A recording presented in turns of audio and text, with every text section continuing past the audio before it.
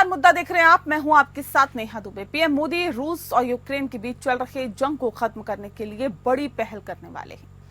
प्रधानमंत्री मोदी 2022 में रूस द्वारा यूक्रेन पर आक्रमण करने के बाद पहली बार अगले महीने यूक्रेन की यात्रा करने वाले हैं।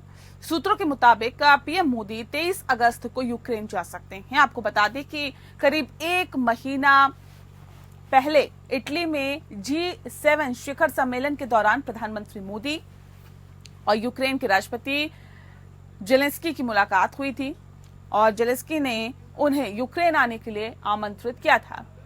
अब दुनिया को उम्मीद है कि पीएम मोदी युद्ध को रोकने के लिए रूस और यूक्रेन के साथ बातचीत को एक टेबल पर ला सकते हैं। प्रधानमंत्री ने यूक्रेन की यात्रा से इसलिए भी युद्ध की समाप्ति के आसार बन रहे हैं क्योंकि वह रूस की यात्रा के ठीक बाद यूक्रेन की यात्रा करने वाले हैं। इससे पहले जेलेंस्की ने पीएम मोदी से मध्यस्थता करने की अपील की थी और बता दें आपको कि इससे पहले सितंबर 2022 में उज्बेक शहर समरकंद में रूसी राष्ट्रपति व्लादिमीर पुतिन के साथ द्विपक्षीय बैठक में पीएम मोदी ने कहा था कि आज का युग युद्ध का नहीं है। उन्होंने पुतिन से यूक्रेन संघर्ष को समाप्त करने के लिए कहा और उनके संदेश को दुनिया का तमाम जो नेताओं से प्रशंसा भी मिली। इस साल मार्च में राष्ट्रपति जेलेंस्की के साथ एक फोन कॉल में पीएम मोदी ने भारत यूक्रेन साझेदारी को मजबूत करने के तौर तरीकों पर भी चर्चा की। उन्होंने इस दौरान संघर्ष के समाधान के लिए भी बातचीत और कूटनीति का रास्ता अपनाने का आह्वान किया। प्रधानमंत्री ने कहा कि भारत शांतिपूर्ण समाधान का समर्थन करने के लिए अपनी क्षमता के अनुसार हर संभव प्रयास करता रहेगा। युद्ध शुरू होने के बाद से ही भारत का मानना है कि इसे केवल बातचीत और कूटनीति के माध्यम से ही सुलझाया जा सकता है। प्रधानमंत्री ने कहा कि भारत किसी भी शांति प्रयास के योगदान देने के लिए तैयार है। खास बात यह है कि इस वक्त भारत के प्रधानमंत्री नरेंद्र मोदी इकलौते राजनेता है जिनकी युद्धरत दोनों देश यूक्रेन और रूस के साथ बातचीत और खास दोस्ती है। ऐसे में दुनिया पीएम मोदी को शांति पुरुष के नाम से और शांति पुरुष के रूप में भी देख रही है जो दोनों देशों के बीच शांति का समझौता करा सकते हैं।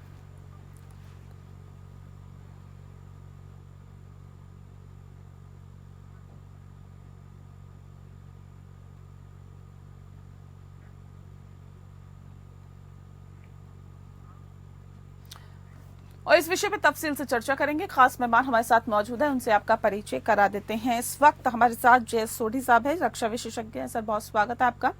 और करुणी सिंह जी हमारे साथ जुड़ गए हैं, विदेशी मामलों के जानकार हैं। सर, आपका भी बहुत स्वागत है। करुणी जी, इस खास कार्यक्रम की शुरुआत आपके साथ ही करते हैं क्योंकि प्रधानमंत्री का जो दौरा है अगस्त में प्रस्तावित किया गया है और ये दौरा कितना महत्वपूर्ण आप मानते हैं रूस और यूक्रेन के जो बीच युद्ध हो रहा है उसके संदर्भ में? देखिए नेहा जी, ये बहुत महत्वपूर्ण सवाल है और अंतर्राष्ट्रीय संबंधों को जहां हम देखते हैं तो वहां हर देश का अपना हित होता है और न तो हमें ज्यादा अति उत्साहित होना चाहिए न निराश होना चाहिए, प्रयास करते रहना चाहिए। तो हमारे प्रधानमंत्री का जो दौरा अभी मॉस्को हुआ और अब यूक्रेन जाने का दौरे की बात जो कही जा रही है तो वो मुझे नहीं लगता कि भारत अभी मध्यस्थता की स्थिति में है। भारत मध्यस्थता की स्थिति में नहीं पहुंचा है। भारत का वहां जाना सद्भावनापूर्ण वातावरण क्रिएट करना है कि जिससे मध्यस्थता हो सके या इसका समाधान हो सके, क्योंकि इससे पहले जो प्रयास हुए हैं स्विट्जरलैंड में जो पीस समिट हुआ उसमें भारत, ब्राजील, मेक्सिको जैसे देशों ने संयुक्त वक्तव्य पे साइन भी नहीं किए और वो लगभग असफल रहा। फिर उससे पहले जेलेंस्की G7 में गए, फिर नाटो की समिट में गए। तो अभी जेलेंस्की पे यूक्रेन पे बहुत ज्यादा दबाव पड़ रहा है समझौते के लिए, क्योंकि नाटो एक सीमा के आगे मदद नहीं करना चाहता, क्योंकि नाटो अपना मैन पावर नहीं भेजना चाहता। यूक्रेन में मैन पावर भेजने का मतलब है तीसरा विश्व युद्ध की तरफ जा रहे हैं। तो उसके बाद जो यूरोपियन काउंसिल के प्रेसिडेंट हैं ऑर्बन, विक्टर ऑर्बन, हंगरी के प्राइम मिनिस्टर, उन्होंने सब जगह विजिट किया है। मोदी से पहले वो मॉस्को भी गए, उससे पहले कीव भी गए, जेलेंस्की से भी मुलाकात की, बीजिंग भी गए और फिर अमेरिका जाके बाइडेन से और नेटो की मीटिंग भी अटेंड की, और जब उन्होंने इतना ज्यादा प्रयास किया तो पोलैंड के प्राइम मिनिस्टर ने कहा कि इनका बायकॉट होना चाहिए, और यूरोपियन यूनियन में एक मूवमेंट चला कि ओरबन का बायकॉट करना चाहिए, ये मॉस्को विजिट कर रहा है, समझौते के प्रयास करवा रहा है। दूसरी तरफ G20 की प्रेसिडेंसी ब्राजील के पास है। ब्राजील ने 6 पॉइंट का प्रोग्राम ऑलरेडी दे दिया है प्लान, लेकिन वो भी स्वीकार नहीं होता लग रहा है। तो आज की स्थिति में नेहा जी हम देखें कि जितनी रेड लाइन्स हैं, जितनी फॉल्ट लाइन्स हैं, उसकी स्थिति में बॉटम लाइन ये है कि सीज फायर लाइन पे कोई एग्रीमेंट हो सकता है, और सीज फायर लाइन क्योंकि जेलेंस्की पे दबाव है, एक तो दूसरी तरफ जेलेंस्की के अपने अंदर से भी दबाव है, क्योंकि वो अभी लेजिटिमेट प्रेसिडेंट नहीं है, चुनाव नहीं हुआ है, उनका टर्म पूरा हो चुका है। तो यूक्रेन में भी दबाव है, बाहर से भी दबाव है, तो वो समझौते के लिए तैयार है, और इसीलिए अपने विदेश मंत्री को बीजिंग भेजा है, और वहां भी बातचीत हो रही है चाइना से भी।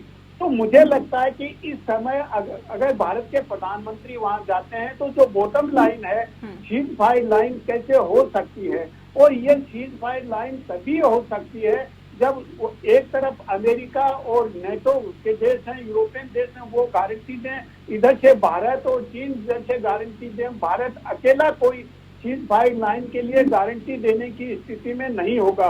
तो ये कहना कि भारत के प्रधानमंत्री कोई अभी मध्यस्थता की तरफ जा रहे हैं, मध्यस्थता की तरफ की स्थिति बहुत दूर है। अभी ये सद्भावनापूर्ण एक वातावरण तैयार करने के लिए, जेलेंस्की को इम्प्रेस करने के लिए कि भाई देखिए युद्ध का जमाना नहीं है, युद्ध से आपकी जनता को नुकसान हो रहा है, पूरे विश्व समुदाय को नुकसान हो रहा है, बस इतना सा मुझे लग रहा है। क्योंकि जेलेंस्की ने जब भारत के प्रधानमंत्री मॉस्को थे तो एक ट्वीट किया था, उन्होंने कहा कि एक हत्यारे से मिलने दुनिया के सबसे बड़े प्रजातंत्र का नेता जा रहा है, और उसी समय नाटो की समिट हो रही थी। तो उस समय जेलेंस्की ने और यूक्रेन ने बहुत ही अच्छे स्पीड में नहीं लिया था। तो उनको ये भी कहेंगे कि भारत किसी पक्षपातपूर्ण रवैये के साथ नहीं है, भारत इसका शांतिपूर्ण समाधान चाहता है, एक सद्भावपूर्ण तो मतलब कुल मिला के आप ये कह रहे हैं कि एक तरफ रूस की तरफ जो झुकाव दिख रहा था अंतर्राष्ट्रीय लेवल पर, उसको डैमेज कंट्रोल करने के लिए ये यूक्रेन का दौरा है। मैं डैमेज कंट्रोल वर्ड तो नहीं यूज करूंगा अजय जी, लेकिन हाँ ये इम्प्रेशन भारत नहीं देना चाहता है कि भारत किसी एक पक्ष के साथ है। भारत अपनी स्वायत्तता बनाए रखना चाहता है, और इसीलिए जब भारत के प्रधानमंत्री मॉस्को में थे तो अमेरिका की तरफ से ऑफिशियल स्टेटमेंट आया था कि ऑटोनॉमी का मतलब जब वार की स्थिति हो, संकट की स्थिति हो, तो स्वायत्तता की बात नहीं होनी चाहिए, भारत को पक्ष लेना चाहिए। तो भारत अभी भी अपनी स्वायत्तता बनाए रखना चाहता है, किसी एक पक्ष के साथ खड़ा नहीं होना चाहता है, और उसी को स्पष्ट करना है। मैं डैमेज कंट्रोल नहीं कहूंगा, ये बहुत स्ट्रॉन्ग वर्ड हो जाता है न्याय जी। जी न्याय जी, ठीक है। सोडी साहब किस तरह से इसे देखते हैं, और ये जो दौरा है इसे वाकई ये कहें कि एक आपसी सद्भाव बनाने के लिए दौरा है, या मध्यस्थता की तरफ कदम बढ़ाया जा सकता है, क्योंकि इससे कुछ दिन पहले ही रूस का दौरा हुआ है प्रधानमंत्री का। तो अब ऐसे में सवाल इस बात को लेकर कि इस दौरे से दोनों ही देशों में क्या कुछ उम्मीदें बढ़ सकती है कि हम शांति की तरफ आगे बढ़ेंगे? जय नेहा जी। जी ये मेरा सौभाग्य कि मैं आपके न्यूज चैनल और विख्यात को पैनलिस्ट के साथ हूँ। दुनिया में 3 ही जियोपॉलिटिकल भूसामरिक शक्तियां हैं, वो है रूस, अमेरिका और चीन, और यही 3 देश दुनिया का कोई भी युद्ध खत्म करवा सकते हैं। बाकी जो बड़ी शक्तियां हैं, चाहे भारत हो गया, जर्मनी, यूनाइटेड किंगडम, फ्रांस, ये जियोपॉलिटिकल पावर्स हैं, ये जियोपॉलिटिकल पावर्स नहीं है। ये जो देश हैं, चाहे भारत हो, जर्मनी हो, ये किसी भी देश का युद्ध खत्म नहीं करा सकते हैं। ये जो प्रधानमंत्री का दौरा भी अनाउंस हुआ है यूक्रेन के लिए, ये उस दौरे के बाद आ रहा है जहां पे वो रूस गए थे और जहां वो राष्ट्रपति पुतिन से गले मिले थे, और इस दौरे की आलोचना यूक्रेन ने की थी, अमेरिका ने की थी, पश्चिमी देशों ने की थी। भारत पे काफी दबाव आया था। इनफैक्ट अमेरिका के राजदूत जो भारत में है, उन्होंने एक बयान में कहा था और उन्होंने भारत की निंदा की थी कि भारत रूस से क्यों मिलने गया है। तो ये जो हमारा दबाव हमारे देश पे आया, और उस वक्त आया जब हमारा झुकाव अमेरिका की तरफ हो चुका है। हमने 4 इंपॉर्टेंट रक्षा डील्स अमेरिका के साथ साइन की हुई हैं। तो ये जो दौरा है यूक्रेन का, ये उस रूस के दौरे को ऑफसेट करने के लिए, ये दिखाने के लिए कि भारत की जो फॉरेन पॉलिसी है वो न्यूट्रल है, नॉन अलाइंड है। अगर हम रूस के साथ अच्छे रिश्ते रखते हैं तो हम यूक्रेन के साथ भी रखते हैं। तो मेरे नजरिए में ये जो यूक्रेन का दौरा होगा, ये सिर्फ रूस के दौरे को काउंटर बैलेंस करने के लिए होगा। ये दौरा रूस यूक्रेन युद्ध को खत्म नहीं करा सकता। ठीक है करोड़ी जी, अगर देखा जाए तो क्या इस दौरे के बीच जो कुछ ऐसे समझौते हो सकते हैं जिससे जो भारत है वो लाभान्वित हो सके या अपना देश लाभान्वित हो? देखिए नेहा जी, अगर हो सके तो वहां से यूक्रेन से फर्टिलाइजर हैं, एग्रो प्रोडक्ट्स हैं, एग्रीकल्चर को लेके और व्यापार को लेके कुछ संभव हो तो अब ब्लैक सी के थ्रू हो सकता है, क्योंकि ब्लैक सी के थ्रू व्यापार के लिए रशिया यूक्रेन दोनों ही उसके लिए तैयार हो सकते हैं। जो पहले टर्की में समझौता हुआ था वहां पे तैयार हो गए थे, तो कुछ समझौता हो सकता है। लेकिन वो ऐसी युद्ध की स्थिति में यूक्रेन कितना यहाँ से भारत से खरीदने और भारत को भेजने के लिए की स्थिति में है, ऐसी स्थिति में तो बहुत ज्यादा उम्मीद हमें व्यापारिक दृष्टि से या आर्थिक संबंधों को मजबूत करने की दृष्टि से तो नहीं है। लेकिन हाँ, विश्व शांति के लिए बातचीत कर सकते हैं और यूक्रेन को, जैसा कि सोडी साहब ने भी कहा, पश्चिमी देशों को ये मैसेज दे सकते हैं कि भारत किसी एक पक्ष के साथ नहीं है, भारत शांति का पक्षधर है। क्योंकि आज की स्थिति जिस तरह की बन रही है, अमेरिका में चुनाव की वजह से ट्रंप ने क्लियर कट स्टेटमेंट दिया है कि मैं जीत गया तो इमीडिएटली इस युद्ध को समाप्त कर दूंगा। और ट्रंप पे आरोप लग रहा है कि वो रशिया के साथ हैं। पिछले चुनाव में भी आरोप लगा था कि रशिया ने ट्रंप को जिताने में मदद की थी। तो उधर से थोड़ी सी निराशा हाथ लग रही है जेलेंस्की को कि वो अमेरिका से बहुत ज्यादा मदद नहीं मिलेगी। दूसरी तरफ अमेरिका पे जिस तरह से चीन और रूस मिलके मिलिट्री एक्सरसाइज कर रहे हैं, साउथ चाइना सी में नेवल एक्सरसाइज, फिर बेलारूस में मिलिट्री एक्सरसाइज, और फिर जो पेट्रोलिंग वहां पे अलास्का की साइड में अमेरिका के नजदीक हो रहा है, तो अमेरिका को रूस और चीन ये मैसेज दे रहे हैं कि आप हजारों किलोमीटर दूर नहीं है, आपका अलास्का हमारे बहुत नजदीक है। तो हर तरफ से दबाव बना हुआ है। तो मुझे लगता है कि अमेरिका भी दबाव बना रहा है जेलेंस्की पे। जेलेंस्की के पास मैन पावर भी नहीं है। तो जैसी स्थिति बन रही है, इसमें भारत को ये अवसर मिल सकता है। ऐसे समय भारत के प्रधानमंत्री जा रहे हैं, वो जेलेंस्की को किसी बात के लिए सहमति बनाने में सफल हो जाएं, जेलेंस्की तैयार हो जाएं समझौते के लिए। और भारत ये कह सकता है कि अगर आप इन टर्म्स पे सहमत होते हो तो रशिया को हम सहमत कर सकते हैं, लेकिन कोई बहुत बड़ा समझौता नहीं होगा। मैक्सिमम जो समझौता हो सकता है वो बॉटम लाइन यही है कि सीज फायर लाइन बन सकती है, युद्ध रुक सकता है, समझौता नहीं होगा। समझौते में तो लंबी प्रक्रिया चलेगी, बहुत टाइम लगेगा और हो सकता है कि कई सालों तक भी नहीं हो। लेकिन एक सीज फायर लाइन के लिए सहमति बनाने का प्रयास भारत के प्रधानमंत्री कर सकते हैं कि भाई जेलेंस्की भी सहमत हो जाएं और पुतिन भी सहमत हो जाएं। लेकिन सर ये तो दोनों तरफ से जब चीजें बेहतर होगी तभी हो पाएगा। क्योंकि सोडी साहब, मैं आपका रुख कर लेती हूँ, क्योंकि अभी ये भी कहा जा रहा था कि रूस की यात्रा के ठीक बाद यूक्रेन की यात्रा क्योंकि अब करने वाले हैं प्रधानमंत्री नरेंद्र मोदी। इससे पहले जेलेंस्की ने पीएम मोदी से मध्यस्थता करने की भी अपील की थी। और इससे पहले सितंबर 2022 में उज्बेक शहर समरकंद में रूसी राष्ट्रपति व्लादिमीर पुतिन के साथ द्विपक्षीय बैठक में भी पीएम मोदी वहां पर पहुंचे थे। उन्होंने तमाम ये चीजें रखी भी थी कि आज का जो युग है वो युद्ध का नहीं है। ऐसे में जब जेलेंस्की चाहते हैं कि मध्यस्थता हो तो क्या इस तरफ आगे बढ़ा जा सकता है? अगर एक पक्ष चाह रहा है कि देखिए मध्यस्थता हो और ये समाप्त हो जाए, और अगर अमेरिका में भी हालात बदलने वाले हैं, तो जेलेंस्की समझ चुके हैं कि अगर अमेरिका में हालात बदलते हैं, सत्ता परिवर्तन होता है, तो हमारा जो हश्र है वो बहुत बुरा होगा। तो वो बुरा दौर हो उससे पहले हम कम से कम बीच का रास्ता निकाल लें जिससे कि उस हालात से बचा जा सके। इसकी कितनी संभावना है सोडी जी? नेहा, चाहे जेलेंस्की हो, चाहे अमेरिका हो, चाहे नाटो हो, ये अंदर से बहुत पहले जान चुके हैं कि ये यूक्रेन हार चुका है। आज की तारीख में रूस का यूक्रेन की जमीन पे 17% कब्जा है और वो इस 17% जमीन को किसी हालात में ये वापस नहीं करेगा।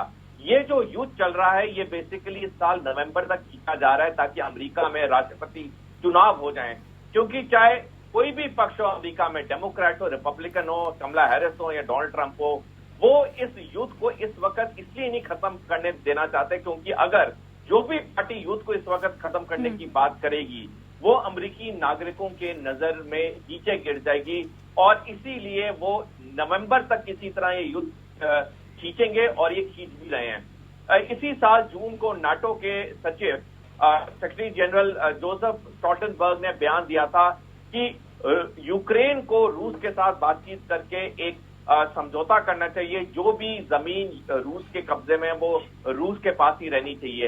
ये चीज कतई जेलेंस्की को बर्दाश्त नहीं है और वाजिब भी है कि वो अपनी 17% जमीन क्यों वो रूस को देंगे। तो ये जो युद्ध की कंडीशन है ये एक स्टेलमेट बन चुकी है और ये नवंबर तक खींची जाएगी।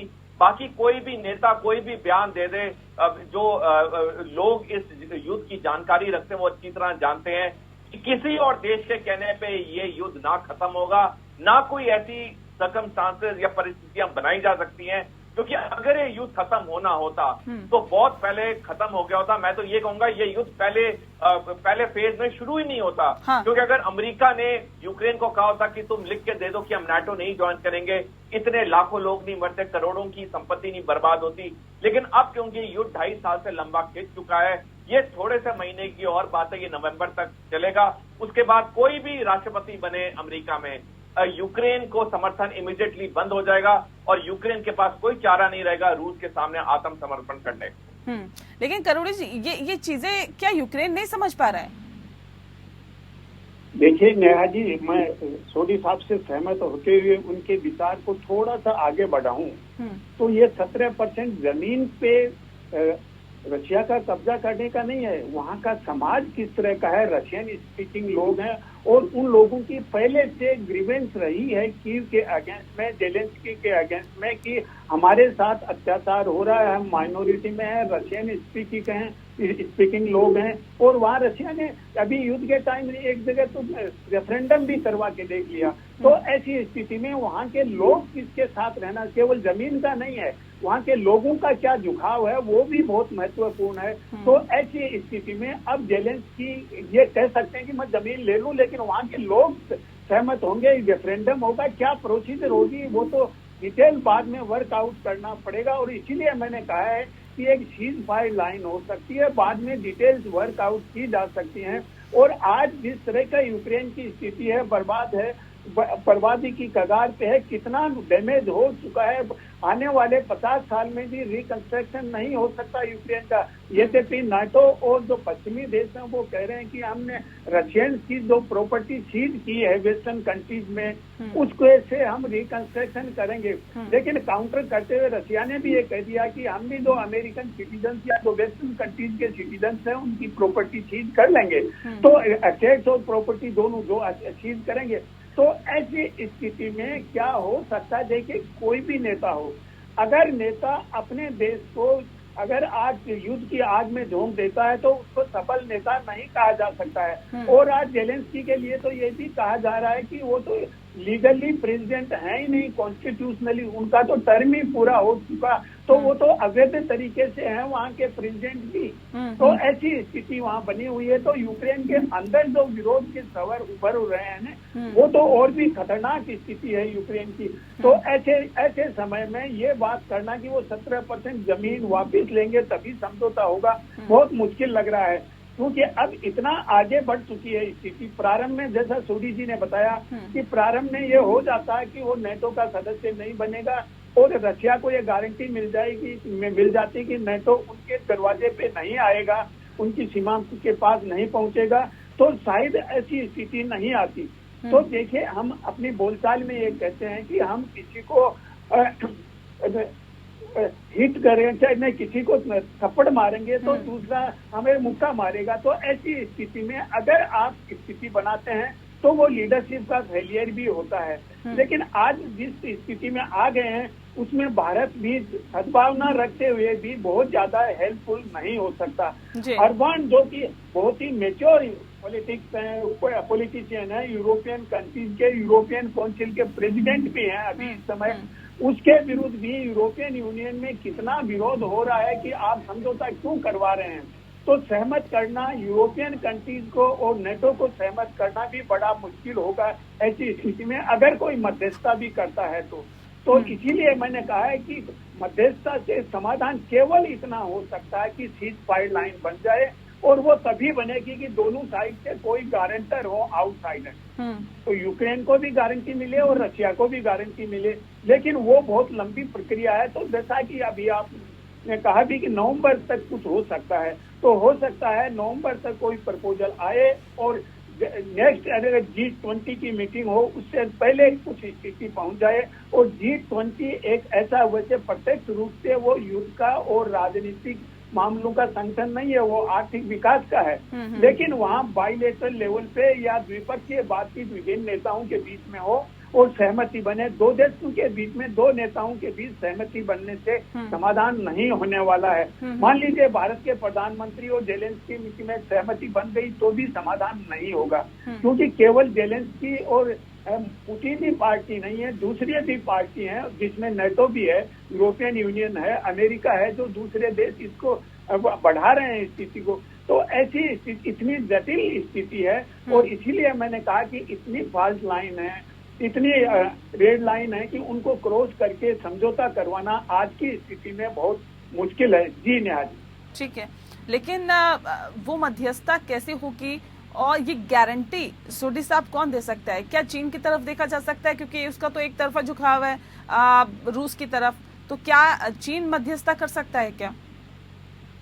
नेहा जी देखिए, चीन मध्यस्थता तो कर सकता है क्योंकि चीन में इतनी शक्ति है। जैसे हमने देखा अभी चीन ने 3 दिन पहले ही हमस या फिलिस्तीन के 14 संगठनों को इकट्ठे मिला के दोस्ती करा दी, बीजिंग डिक्लेरेशन साइन करवा दिया 23 जुलाई को इसी महीने। चीन चाहे तो बहुत कुछ कर सकता है, लेकिन चीन कुछ करेगा नहीं, क्योंकि चीन का जो परम मित्र है वो रूस है और रूस के कुछ मंसूबे हैं जो कि वो पूरे होने देना चाहता है। कुछ पूरे हो गए हैं और कुछ वो वेट कर रहा है कुछ और महीने के लिए।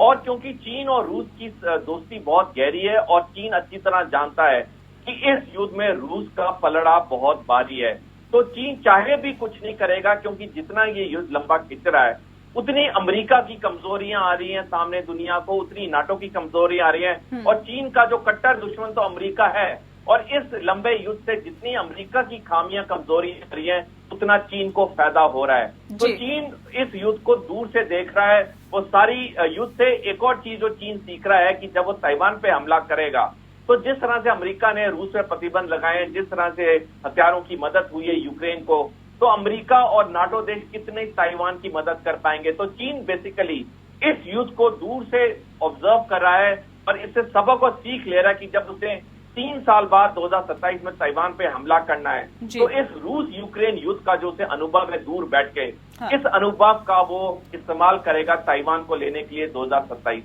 जी चलिए, बहुत शुक्रिया आप दोनों मेहमानों का हमारे साथ इस खास चर्चा में शामिल होने के लिए।